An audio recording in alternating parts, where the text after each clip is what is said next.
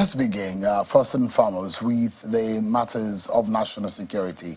The governor of Borno State, Professor Babangana Zulum, has raised the alarm over renewed attacks by suspected Boko Haram terrorists on farmers in communities within the state.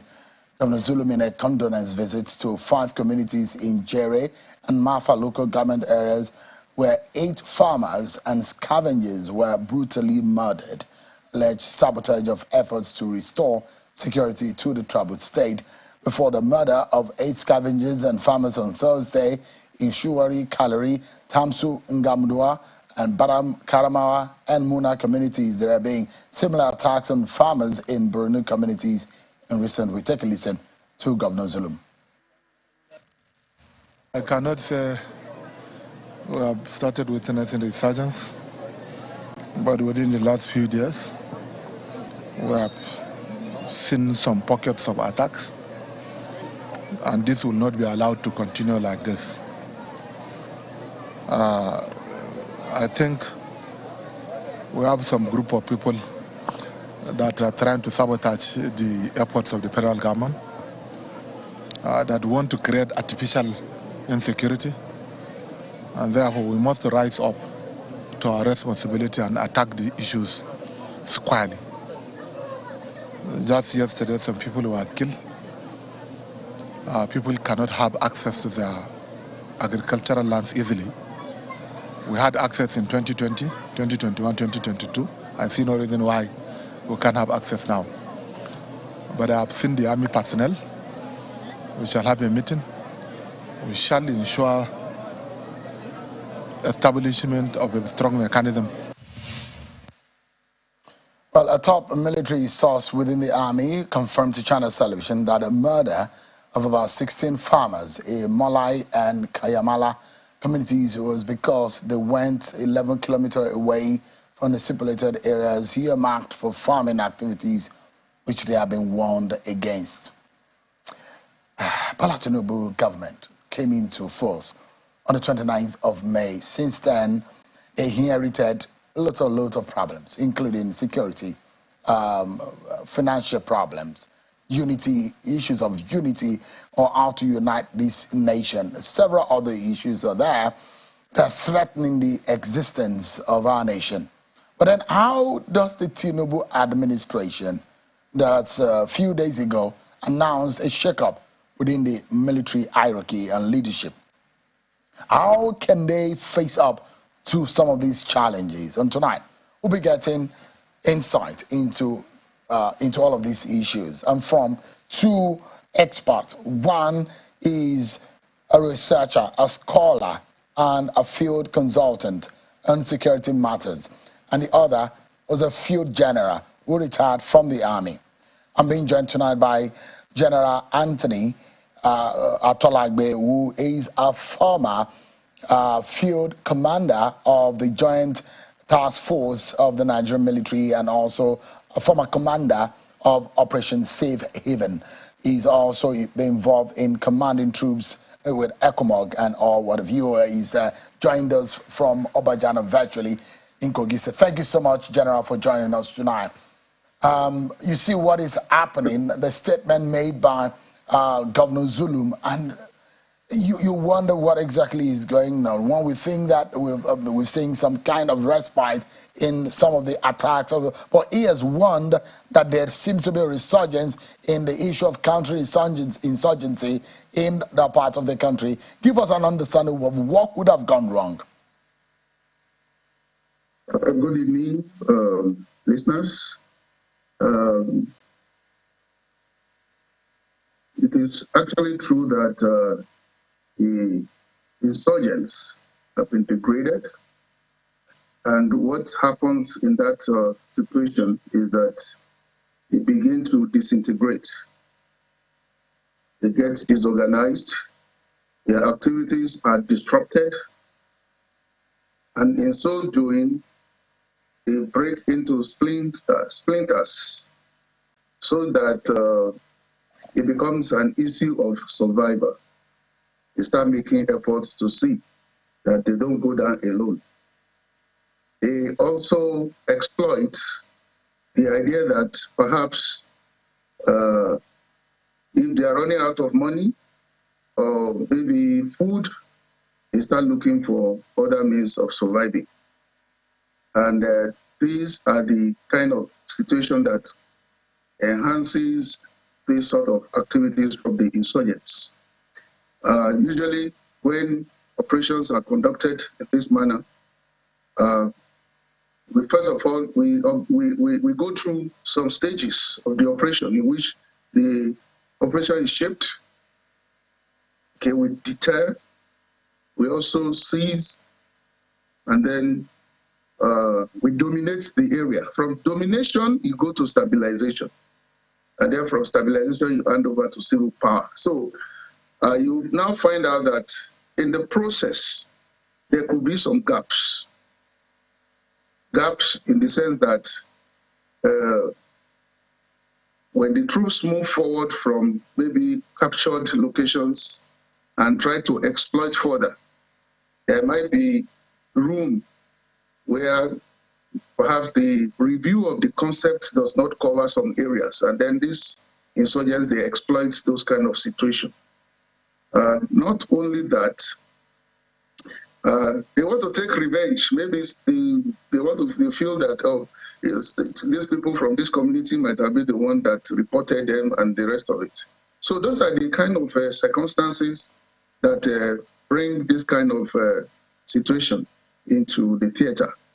But there are also, when this kind of thing happens, commanders on the ground know what to do. And it's quite interesting to find that the governor is right in front of this operation and is making a lot of efforts with the support of the military, telling us that he's going to consult with them and then they will take appropriate action. So, General, if I may jump in quickly. So it then means that what it means is that our troops need to be permanently on the ground to be able to curtail or stop attacks.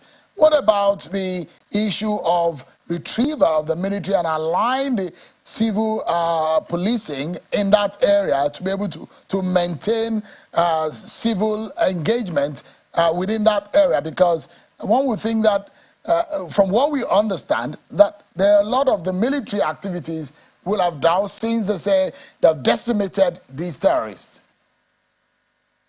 Okay, thank you for that question. And I was just gradually moving into that particular aspect. What happens is that the situation within the battle space or spread across the battle space is not always the same.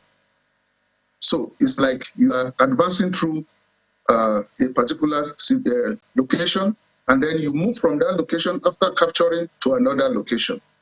Now, what we do is we begin to graduate the locations according to the threats that are available there.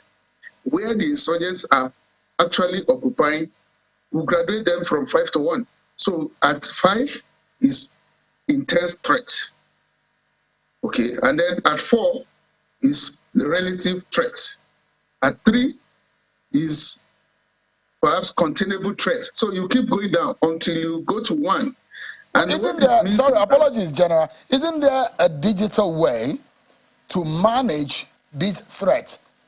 Haven't we graduated to the point that we can remotely monitor the activities based on the encroachment on the borders, or this guerrilla warfare is so planted in our society and the communities there that is so difficult to manage digitally or remotely? Well, this aspect of the question now is looking at how to profile solution to the issues on the field. And now we are just trying to discuss aspects that has to do with what might have been responsible. Okay, and then are there various elements that are supposed to be on the ground? If you say there is intense threat, it should be purely military. And then where there is a lower threat, below intense threat, you are talking about military and maybe counter-terror police men. Okay, and then coming down, you now start talking about some elements of the military at maybe level 3, and then start talking about some elements of the military and mobile police, and maybe a few counter-terror police. And then when you go to 1, they're talking about just the regular policemen. So, but at no time should the space be open for people to just freely walk in. There are other things that can be done to also ward off these people. And perhaps when we come to profiling solutions, then we'll be discussing those areas. Okay, just a moment, General. Let me bring in Mr. Kabiru Adamu, who is Executive Director of Beacon Consulting, a security setup that's come up with a report on the state of security in the land. Mr. Adamu, if you look at what is going on and the statement of the governor of Borno State about the resurgence in this issue, and he has raised a question on counter-insurgency operations around that region. What, in your mind, could have been responsible? Thank you, Sheung.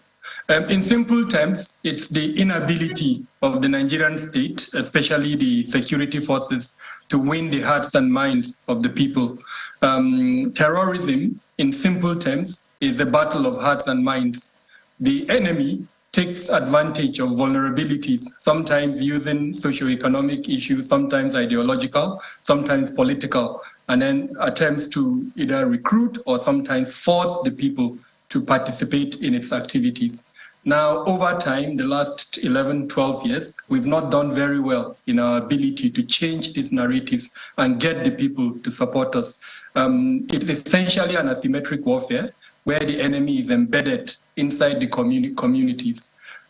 Just last week or thereabout, the new speaker of the Borno State Assembly went on air to the hearing of the whole world and said his local government, which is Gudamala, is still in the hands of the bad guys, as it were. So clearly, that ability to win the hearts and minds of the people, and by doing that, suffocate this enemy, we've not been able to do that. And the simple reason for that is we've concentrated too much on kinetic warfare.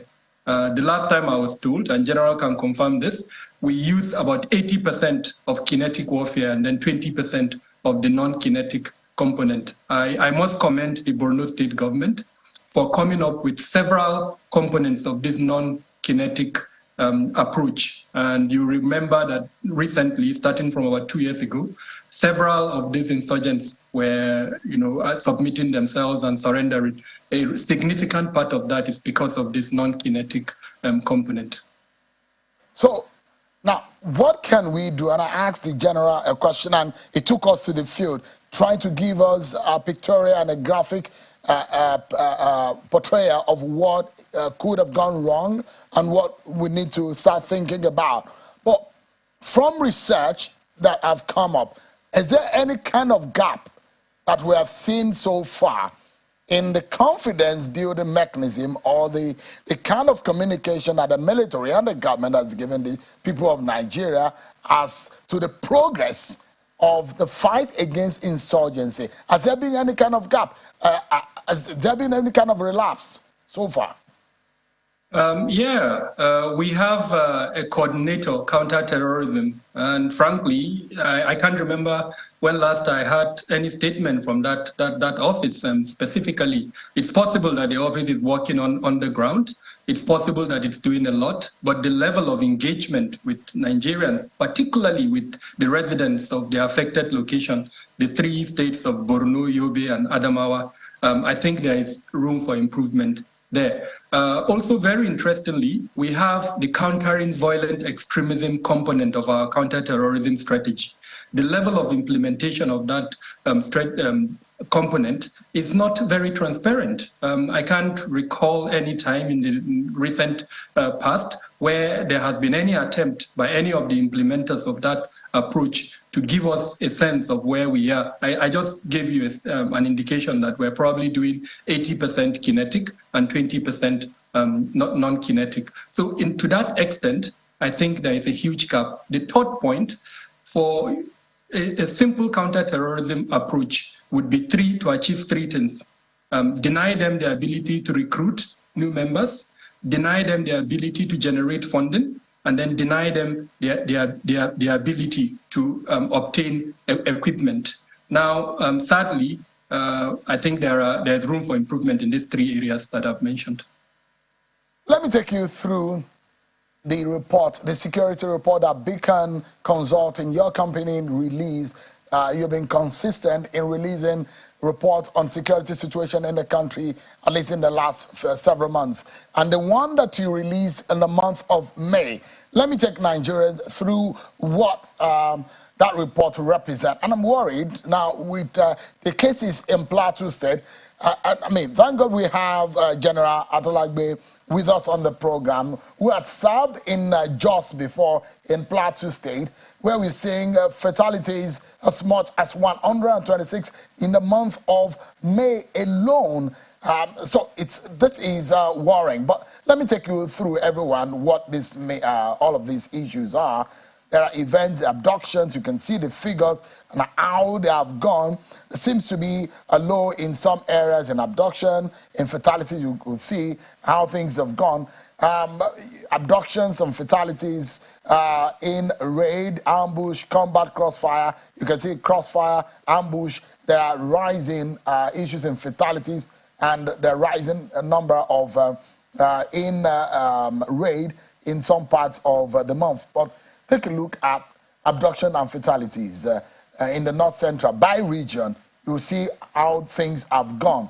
Southwest, South-South, Southeast, Northwest has perhaps the second highest. The North Central has the highest with 261 fatalities, abduction 66. And we've seen Northwest with more abductions, which is 69. You look at events of abductions in the month of May, the weeks and how things have gone, you can see the projection. But where, again, I have some kind of worry is the state-by-state report of fatalities. Plateau has the highest, 126, followed by Borno, 123, and Benue, 51. Give us a summary of what these reports represent, Mr. Adamu. In simple terms, it is the use of data. Modern intelligence, as it were, is really all about data. And we realized that there was a huge gap in your program. Previously used the term that it appears our security, departments have this morbid fear for data, and so we saw that gap, and then we attempted to close that gap. Within 2 minutes, you can have a visualization that would give you the 774 local governments of Nigeria. And from that visualization, you would know which local government within a period had more of a particular security incident. Using abduction as an example, you'll be able to see from that clearly which local government was affected by abduction, which one was abducted by the several other violent crimes that we're monitoring. And if I was the commander, as an example, the National Security Advisor or the Chief of Defense Staff or the Inspector General of Police, I would know which resources to deploy on the basis of this visualization that I've been able to gather. So that's, in summary, what we've attempted to do for the past 24 months. We've been publishing this reports, sharing it with the security agencies, trying to get them to understand the relevance of the collection, collation, analysis, and the dissemination of reports using data, and then more importantly, to allow this as a decision-making tool for managers at that level. We are short of resources. I think nobody is in doubt about that. And where you are able to deploy these resources in a judicious manner using this type of trend analysis, then I think the value for money for Nigerians. And what is that value for money? Reducing the threat vulnerabilities of the average Nigerian in my village, in your village, and every other Nigerian across the 774 local governments. Before I bring back General Atolagbe, quickly, the shakeup that we've seen in the top hierarchy of the Nigerian military and in the leadership from President Tinubu, after his third week with the big stick, got a new team to work with him on issue of security. Give us your view. on the kind of people that has been appointed and the kind of job that is done in this appointment? Will it help? What are the issues that you have? Quickly, sir. Okay, on a general note, I think it's the first step. These individuals will be implementing the national security strategy and then the several other policies that we have in place. And there are challenges within the structure and the institutions that they are going to inherit. So they would need the support of the government, the support, especially the executive and legislative arm, and every Nigerian. In terms of them as individuals, as persons, I have no doubt in their capacity. I also think the president has made a very bold statement by deviating from what we've seen in the last, since 1999, when military generals were appointed as the national security advisor. So he's made a bold statement to say that I would want a civilian, and I strongly agree with him. I think it's time that we give a non-military person that opportunity. We've tried the military, and we've seen what they've been able to do. So let someone who is non-military now give it a try. In doing that, I'm hoping that the occupant of that office now would have a global look at the security structure that we have in Nigeria. The other time I was in your program, you showed the 29 ministries, departments, and agencies. I would expect that individual to see how each and every component of that 29 can contribute to national security, and then how all the elements of our national power, including our diplomacy, can contribute to the achievement of our revised national strategy 2019. Now, for the service chiefs, especially the Chief of Defense Staff, his role is to coordinate the other arms and provide that military apparatus, that structure that every Nigerian will be proud of. Of course, the Inspector General of Police as the lead agency in internal security units, I would strongly urge him to look closely at the area of intelligence. And by intelligence, I mean modern intelligence. I just spoke about data.